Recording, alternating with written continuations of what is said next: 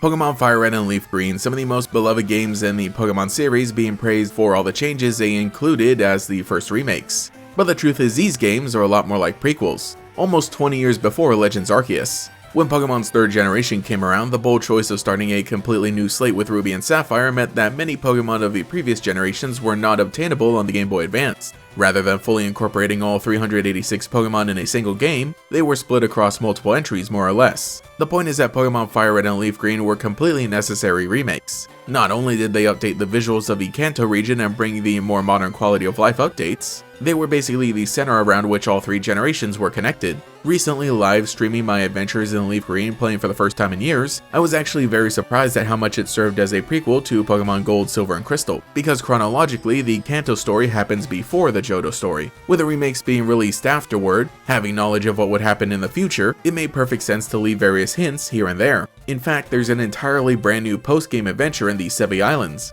You're actually able to visit a portion of this location in the middle of a main adventure, but there isn't anything all that groundbreaking at first. 3 islands to explore with some new trainers to gain experience, but the main reason we're here is to meet Celio, a friend of Bill's. The machine he's working on will eventually lead into a feature of transferring Pokemon, which we don't need to know about at the moment. For now, we're tasked with delivering a meteorite to a guy on another island, though when we reach the new game corner that he runs, all he can think about is whether or not his daughter Lostelle is safe since he hasn't heard from her. Yeah, I feel like you manifested things with that name. So in typical Pokemon fashion, that brings us to another island where we beat up a bunch of bikers, and then head into the Berry Forest where we find Lostelle in the deepest part as a Hypno jumps out for a battle. We all know about this event, and it's one that people love to talk about because they feel it proves that Hypno is a Pokemon that kidnaps children, but if you actually look at the incident, it was just a wild Pokemon out in the woods. Anyway, defeating it in battle lets the little girl go home and we can deliver the meteorite, and for the most part that's all there is to do for the time being. The Pokemon that you can catch on the first few islands are still just from the Kanto region, but I definitely appreciated having some additional trainer battles in order to gain some experience.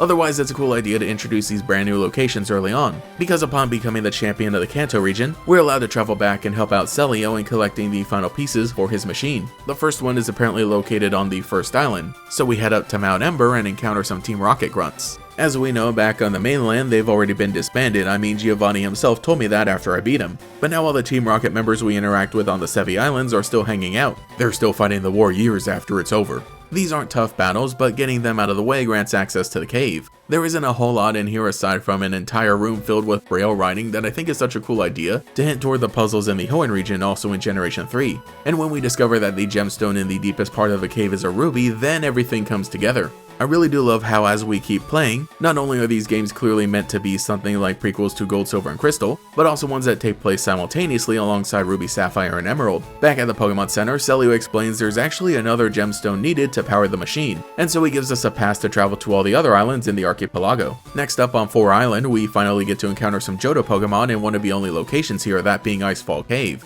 Some more Team Rocket members are hanging out here, and we learn that this island is where Lorelei of the Elite Four came from, so she helps us to defend her home. While Let's Go Pikachu and Eevee left out the Sevii Islands, they did sort of adapt this moment into the main story when she shows up to help, but in Fire Red and Leaf Green I love this appearance and world building because it sort of adapts the anime where she was seen during the Orange Islands arc. These two aren't the exact same, but it makes it clear that they're kind of intended to be counterparts. 5 Island is where it gets really interesting as it is one of the largest. There's a cool gathering of a bunch of rich trainers out north, but down south, the residents of a small town are worried about the new warehouse that was recently built. Investigating further, it turns out that a bunch of Team Rocket grunts are guarding the place, obviously implying that it'll serve as the location of the climactic encounter. Though the doors are locked, so off to 6 Island for the time being. Here we stumble into yet another mysterious location with braille writing. I really do wonder what exactly the connection between this and the caves of the Hoenn region is. I don't think there's anything too deep, but it's cool to think that the ancient people of the Pokemon universe just built temples like this all over the world. Anyway, the door won't budge, but has the word cut written on it, meaning that it's a little puzzle requiring an HM. Inside the cave are a bunch of holes to fall through with instructions in each room, guiding you through the maze. Pretty easy to follow, but because this game was released after Ruby and Sapphire, it makes you as a player feel accomplished and a little smarter because you can now easily make it to the end after the larger adventure back in Hoenn. Now we find the Sapphire at the very bottom, but before we can collect it, some nerdy scientist swoops in and steals it, heading back to the Team Rocket warehouse.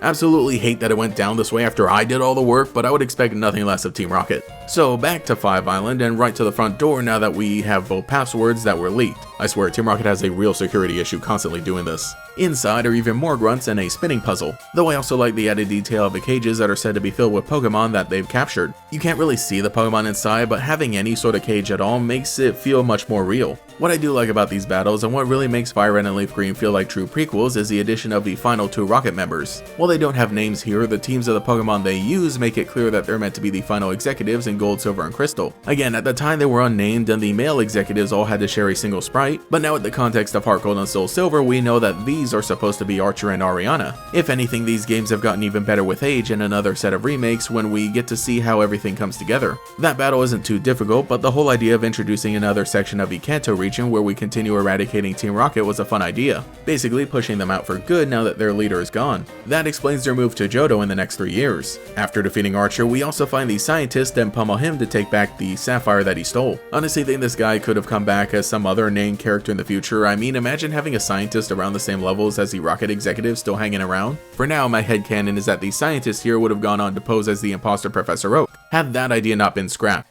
But after we bring the Sapphire back to Celio, the story on the Sevii Islands is just about complete. There is still the Trainer Tower and the Tenobi Ruins where you can catch Unknown, yet another connection to the Johto region, but for the most part the main story there is to complete here is finished. And I really do like everything there is to do here, a fun place to hang out during the post-game with some extra battles and a few Generation 2 Pokemon to find in the wild. In all honesty, I actually never completed the full post-game story of the Sevii Islands.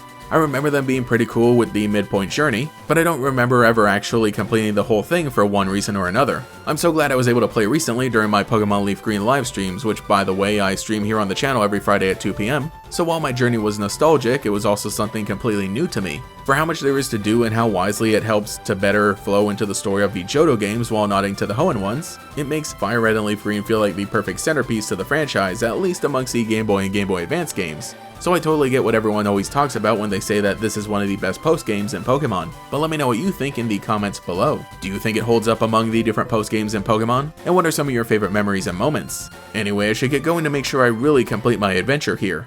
Thank you to every channel member for your continued support, including the great Gators, Dylan's Potatoes, Fred, SP Jump, Micah, Gavin Auric, Alex Switch Shiny Hunts, DeAndre, GigaWiiU64, Justin Dowes, Queued Up, Isian, Tyler Hopper, Lockadox, Koi13, Cemetery Hill, Cosmo Zero, Cheez-It62, Gator Kid 509, TF, Mathaclog947, Taijirai, Justin R, Phantom, and Quago. If you would like to support, see your name here, get access to emotes for comments, live streams, sometimes early videos, and our monthly members only podcast that I'm getting caught up on, you can become a channel member today. You can also follow me on Twitter and Blue Sky as well for more memes. Anyway, this is GatorX, and I'll catch you all later. Energy to burn, power to grow. Pokemon trading card game, EX Fire Red and Leaf Green, with over 100 new cards. Brace yourself for an all-new era of battle. Booster packs sold separately.